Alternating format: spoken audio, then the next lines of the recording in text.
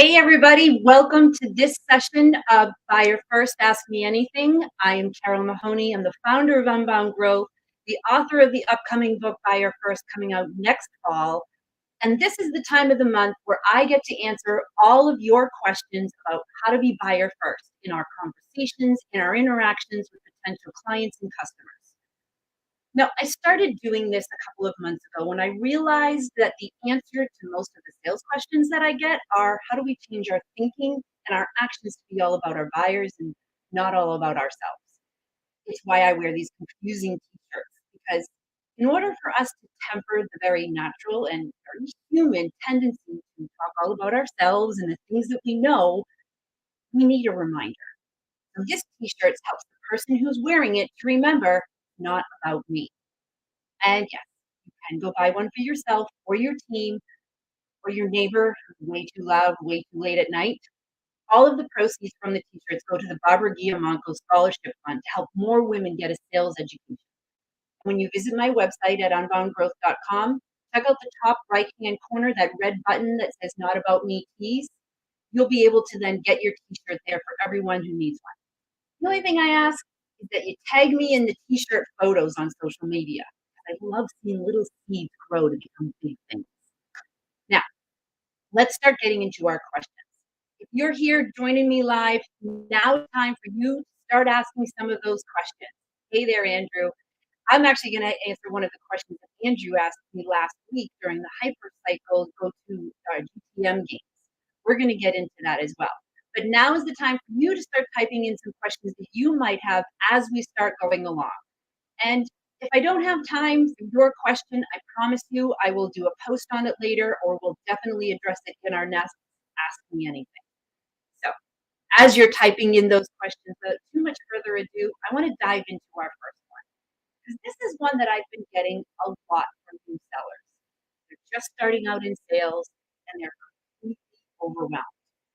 Unfortunately, even the best companies don't always have the best onboarding programs.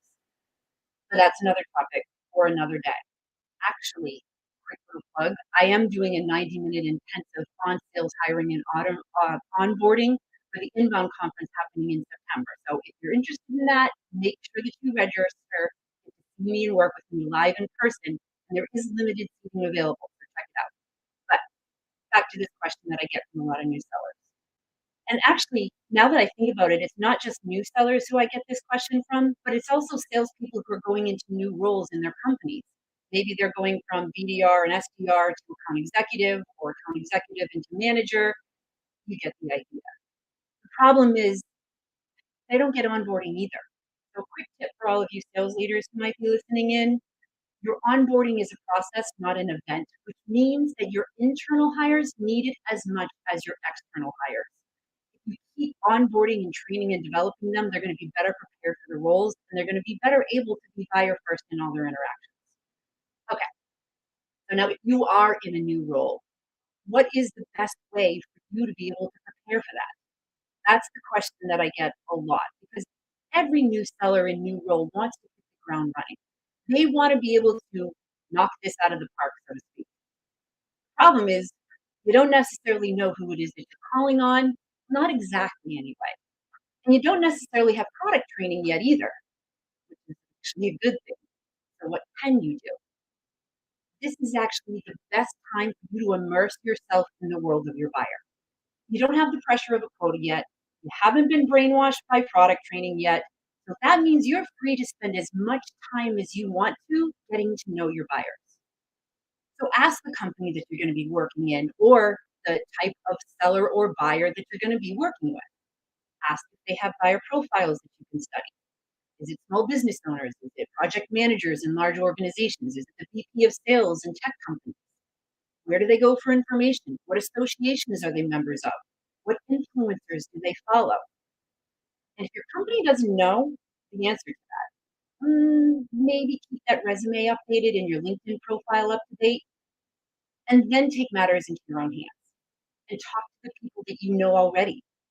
I am more than willing to bet that there is someone in your network or your family or your friends, even your next door neighbor, who's in the role of the buyer that you need to talk with or know someone who is. For example, When I started working with companies' HR departments to train them on how to hire salespeople, I have to admit that I'd never worked in an HR department and I didn't know a lot of HR people. So I realized that my next door neighbor has been in HR for 40 years, most recently at MIT. So I was able to talk with her to understand all about the associations that they listen to and the influencers that they follow, what a day to day is like for them, what they struggle with, what's most important to them, how they are judged and uh, promoted by. All of this is important information that you can find out just by talking to people that you know. And then what you can do, even if they don't know, if they're not the person you need to talk to, they might know someone who is that they can introduce you to. Reach out to them, ask if they'd be willing to give you some feedback and some insights into the new role that you're going into, and then prepare some questions. For example, ask them what their day to day is like. Ask them what is the number one thing that they're working on right now. What makes that the most important thing for them to be working on right now? And how are they handling it? What's worked for them? What hasn't worked for them? Why do they think that is? Where else do they go for information? Who else and what else does this impact in their organizations? And when they look for someone to help them with this, what do they look for to be able to trust and know that this person can help them? These are interview style questions that you can ask, and the answers can then help you to do even further research to immerse yourself into their worlds. Subscribe to the content that they read, follow the influencers that they respect, talk to other people like them, and see what patterns start to emerge from those conversations. Then, when you go through your product training, now you have the context as to how it's going to relate to your buyer. You know the story behind the story. And who knows? Maybe you'll even find a couple of new prospects along the way. I've done this and helped build my business. I've worked with startup entrepreneurs who've also done this as well to help design their product offerings. And as a salesperson, if you can go into a role with an understanding of what's going on in your buyer's world, then you're already being set up for success. So that's my number one tip for you. Just talk to the people around you. All right, I'm going to pause here and let's see if we've got any of your questions coming in. I know it takes a moment or two, but if not, I'm going to go on to the next question that got sent in to us. All right, while you're thinking of your question and typing that in, the last question leads a little bit into our next question. Because what I often get asked, especially from organizations that are startups or people that are working in startups, or maybe they don't have a marketing department yet. And that question is, how do I add value when my company doesn't have case studies or testimonials that I can share with my buyers? I get that though. It can be a really tough sale when you don't have the social proof to build credibility. And if you're in a startup or a company that doesn't have marketing yet, how do you help buyers to see value when all they have is your word to go by? This actually reminds me a little bit of the book Stop Selling and Start Leading that was written by Deb Calvert, Jim Kruse, and Barry Posner, both PhDs from the Clara University. And they interviewed 500 B2B buyers. And what they found in that is that buyers actually value the most in a salesperson. They value their ability to collaborate with them, to come up with new ideas and insights and challenge the way that they think about their problem. Now, a clue as to why this might be can be found in a 2011 study from Harvard Business School. They found that people were willing to pay 63% more for a product that they had assembled themselves than for something that was put together for them. They saw theirs as being just as valuable, maybe even more so, as what an expert would do. Now, in addition to placing more value on the things that they had to put together themselves, they also found that people were more willing to pay for products that were put together by their peers or other rather than by experts. Part of that social proof. But if you don't have a case study to do that, then you can actually collaborate with your buyers in a way by the types of questions that you ask to actually show the value. Now, researchers called this the effect, the IKEA effect, which is after the Swedish manufacturer where you have to put your own stuff together. And it actually encompasses several cognitive biases that seem to have a link between our effort for something and the value that we place on it. So what this means is that buyers actually place more value in something that they had a say in. So when you collaborate with your buyers, when you customize your offering and the description of your competencies to create that link between that things, then they're going to be more likely to incline to want to pay for it. Now, in addition to this, when you're doing your research into their world, you should data insights and trends into their industry that you can ask questions around as well. Maybe these are things that they didn't know about before, that they hadn't fully considered before. And so when you're doing that, you can help them to think about their problems differently than they had already thought about it. That's where buyers actually see value in. It's not about the perfectly designed pitch decks, but about collaboration.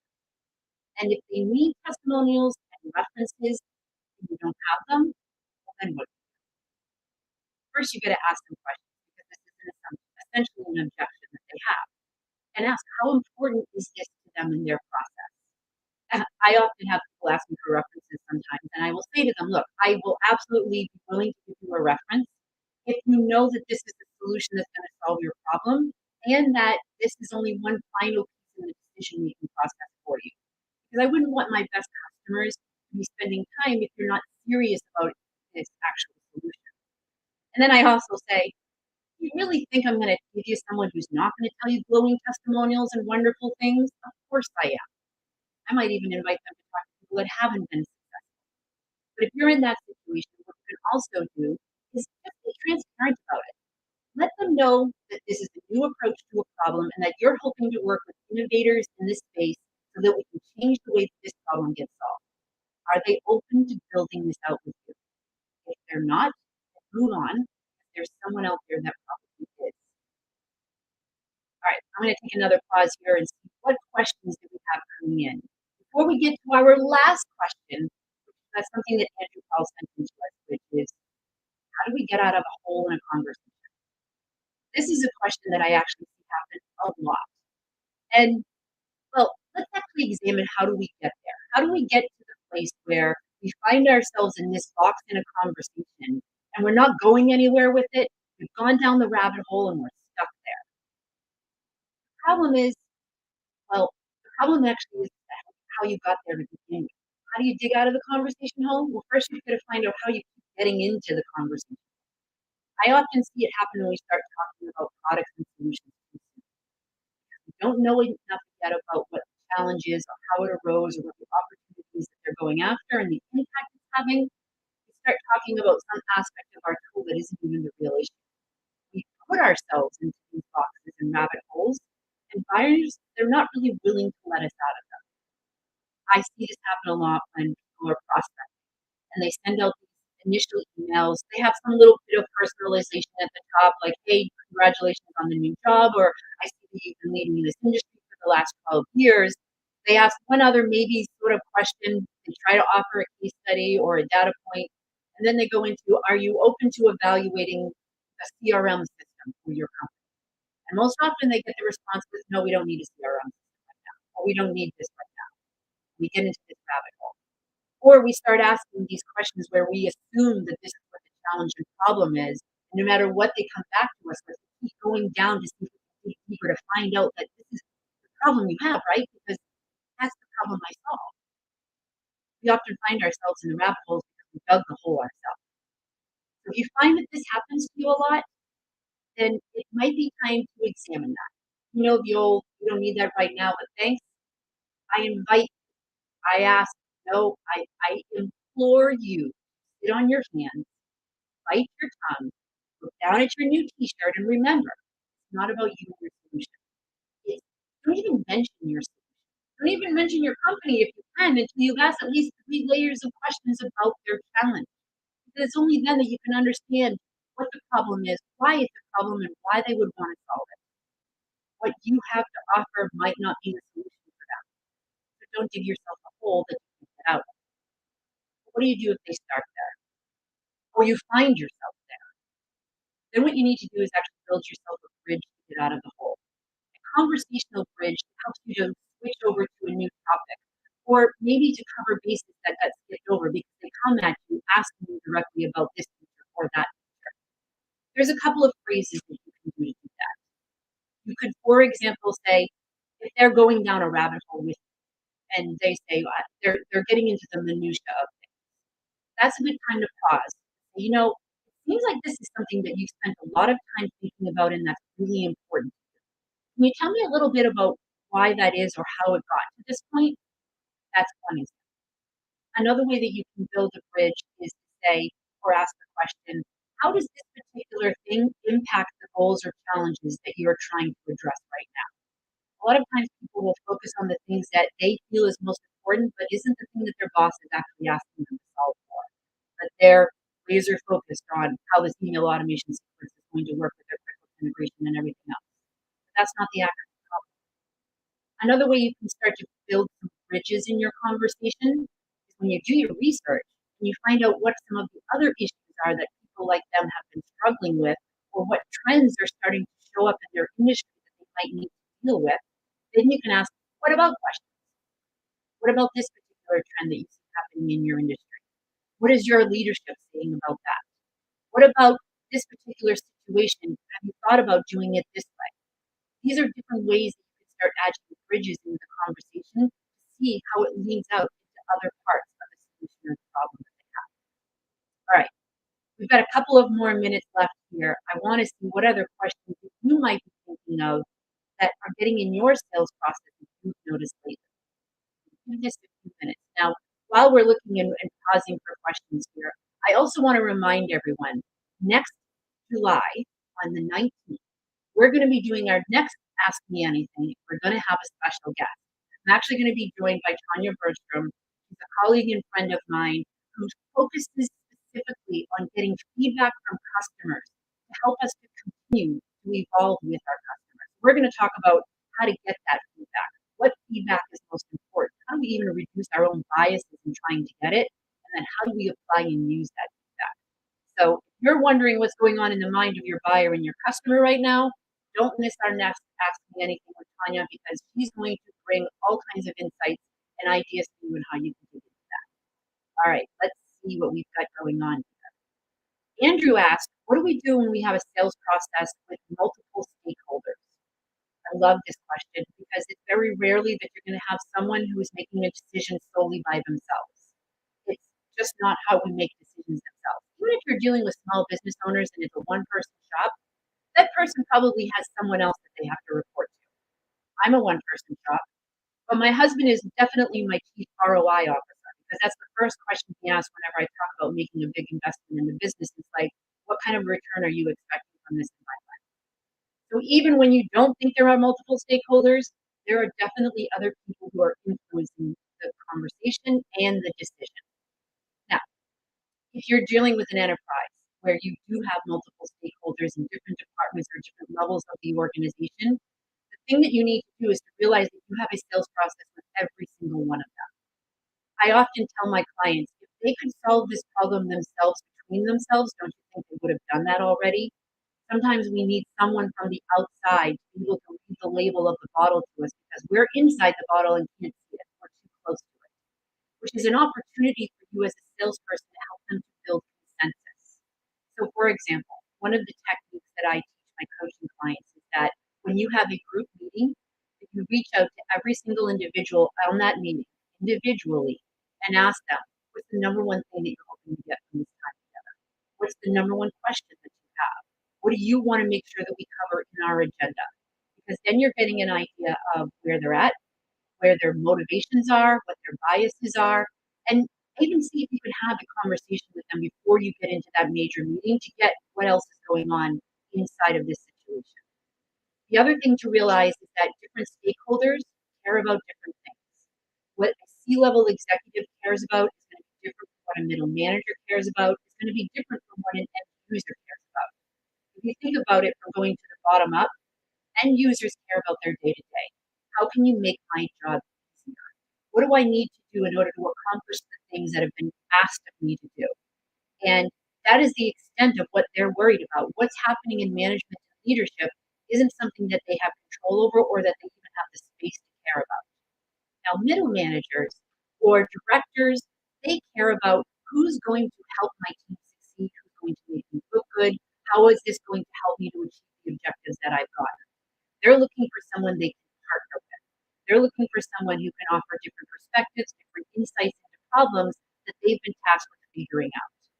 Whereas your C-level executives, they're going to probably care about other things, things like the brand image, the customer experience, the monetary things and impact of those, how this impacts their strategic plans for the next year, what kind of a legacy that they're leaving behind.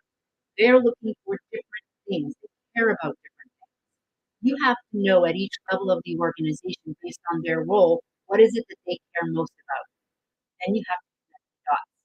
How does the end users issues implicate and contribute to the manager? And then how does that contribute to what the C-level executives are trying to solve for? Here's the thing with consensus buying. Most companies don't realize that the very problems that they're trying to solve for, they create themselves. And so as an individual salesperson who is going into an organization to solve a problem, it's like an octopus with many arms. And you have to identify the places that are going to impact your solution and their ability to be successful with it, as well as what part of your solution is going to be most relevant to them. So, yes, it's going to take extra work because you're essentially having a sales process with each stakeholder, but the ramifications of that are immense because not only are you helping them to build consensus, but you're also helping them to work better as a team together. You're helping them to cut through all of the office politics, and you're also helping them to differentiate themselves with their own competition because their competitors could have figured it out. They would have already done something. Andrew, great question. Thank you so much for that.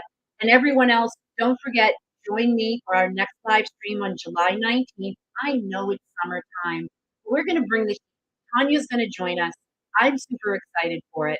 And in the meantime, if you'd like to get some more tips like these where I find some of the research and I find some of the science, because it's not enough to share what we think it is, let's dig into what the science says about how it actually is. So join me monthly on my newsletter where we share a science-based sales tip that you can start applying all the time, every day, and test it out for yourself. All right, there's the link for you there. Join me next week. And if you're interested in the t-shirts, make sure you go to the website. Definitely send me in some questions. I'm always looking for what your challenges and struggles are. So until next time, keep learning, keep sharing out there, and I'll see you then. Bye, y'all.